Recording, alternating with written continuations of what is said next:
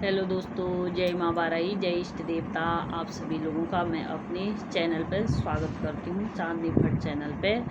और जो लोग मेरी वीडियो को देख रहे हैं, कमेंट कर रहे हैं, मुझे बहुत ही अच्छा फील हो रहा है। मतलब मुझे अच्छा लग रहा है कि आप लोग मुझे सुन रहे हो और आप लोगों के कमेंट आ रहे हैं, तो मुझे बहुत अच्छा फील हो रहा है। और मैं आप लोगों को तहे दिल से धन्यवाद देना चाहती हूँ।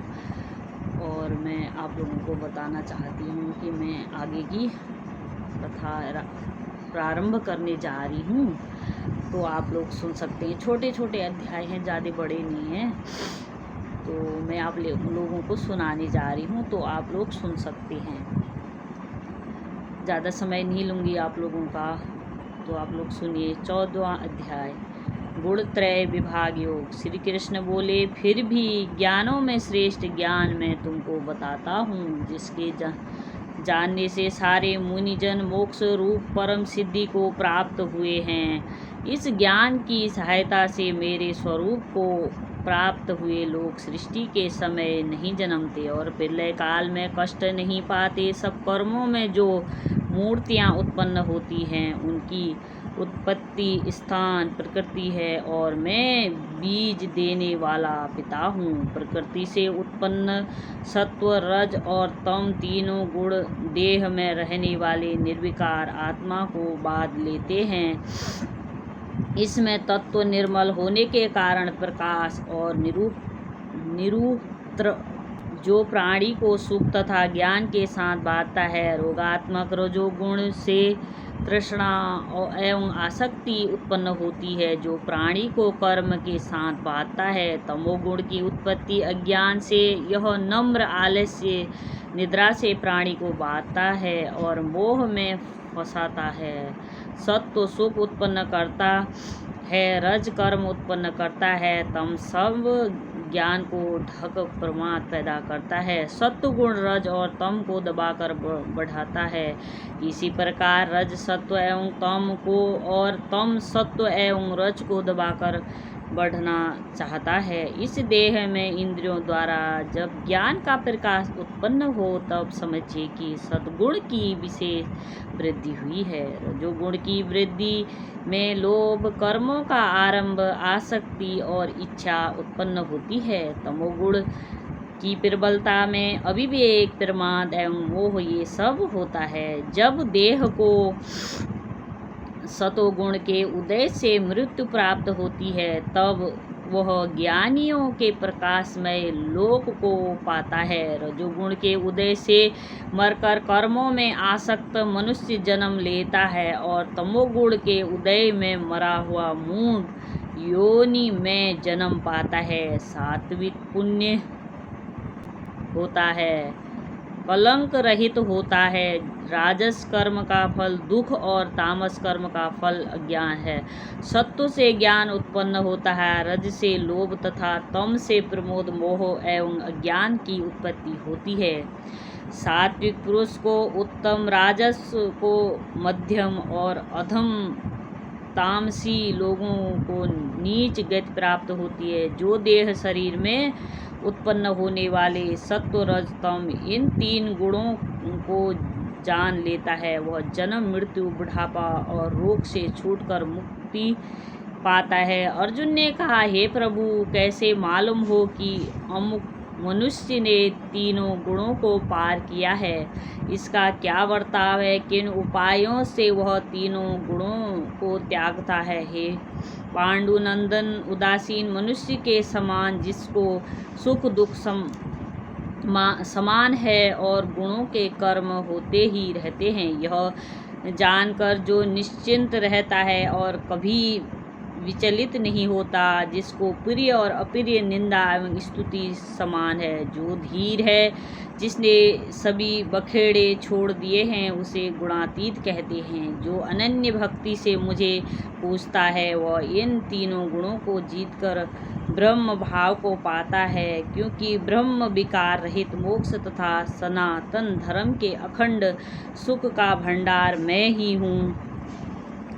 15वां अध्याय, पुरुषोत्तम योग। भगवान जी बोले, हे लक्ष्मी, संसार पीपल के समान है, जिसको पुरुष रूप जड़ ऊपर है, चराचर शाखा नीचे है, वेद इसके पत्ते हैं। जो यह जानता है वही वेद का ज्ञाता है। इसकी शाखा ऊपर नीचे फैली हुई हैं। सत्य, रज, तम और गुण इसकी वाहिनी नसें हैं, जिनसे इनका पालन होता है। शब्द रूप इसकी डालियां हैं, वह पीछे कर्म रूप में प्रकट होने वाली इसकी जड़ नीचे मनुष्य लोक में और भी नीचे तक चली गई है, पर इसका आदि अंत और आकार संसारी प्राणी के ध्यान में नहीं आता, तथापि इसकी जड़ गहरी है।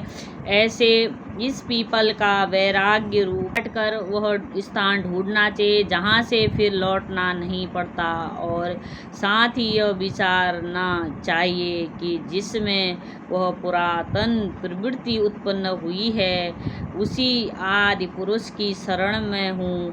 अहंकार और मोह रहित संग द्वेष को जीतने वाले आत्मज्ञान से निरंतर सब कामनाओं से दूर, सुख दुख नामक द्वंद्व पदार्थों से मुक्त ऐसे ज्ञानी पुरुष शाश्वत पद को पाते हैं, जिसे सूर्य, चंद्र या अग्नि प्रकाशित नहीं करते।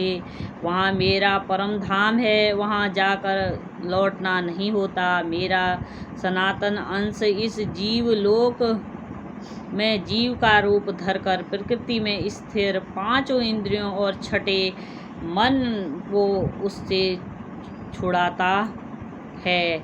जैसे वायु पुष्पादिकों की गंध को दूसरे स्थान में ले जाती है, इसी प्रकार यह देह स्वामी शरीर धारण करने के बाद जब उसका परित्याग करती है तब इंद्रियों और मन को साथ ले जाता है। कान, आँख, चर्म, जीभ, नाक और मन का आश्चर्य लेकर वह विषयों का भोग करता है। एक देह से दूसरी देह में जाते अथवा इंद्रियों से युक्त हो विषयों का उपभोग करते हुए इसको मूर्ख नहीं देख सकते, पर जिनके ज्ञान रूप नेत्र में वे देखते हैं। यत्न करने से योगी जन इसे देखते हैं, परंतु अज्ञानी यत्न करके भी इसे नहीं देख पाते। जो तेज सूर्य, चंद्र और अग्नि में वर्तमान है और जगत को प्रकाशित करता है, उसे मेरा ही तेज जानो।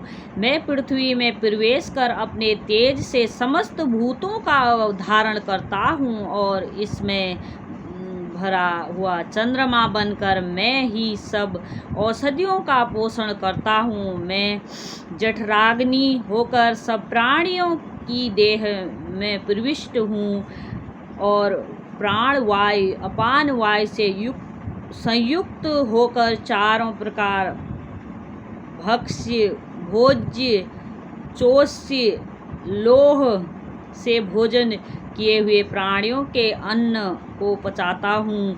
संसार में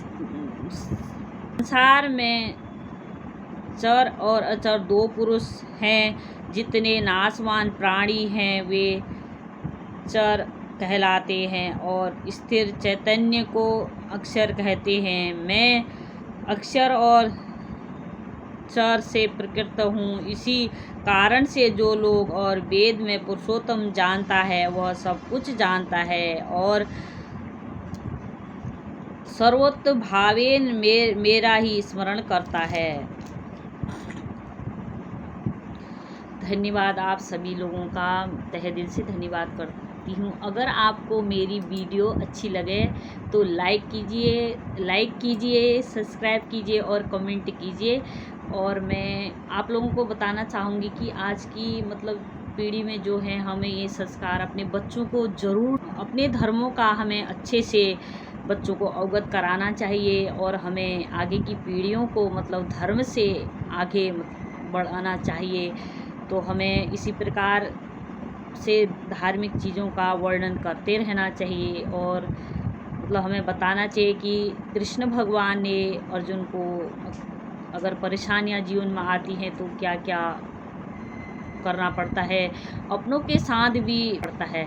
तो कृष्ण भगवान ने हमें यहाँ पे ये शिक्षा दी है, अर्जुन को दी है।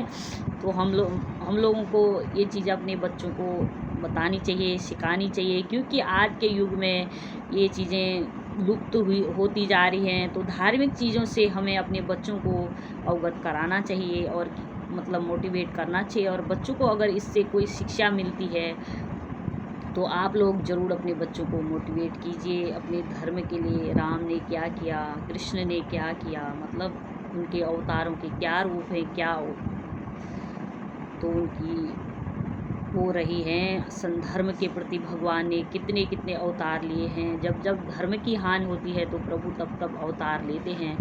तो इन चीज़ों को हमें अपने सभी लोगों को अवगत कराना चाहिए, पता होना चाहिए हम सभी को।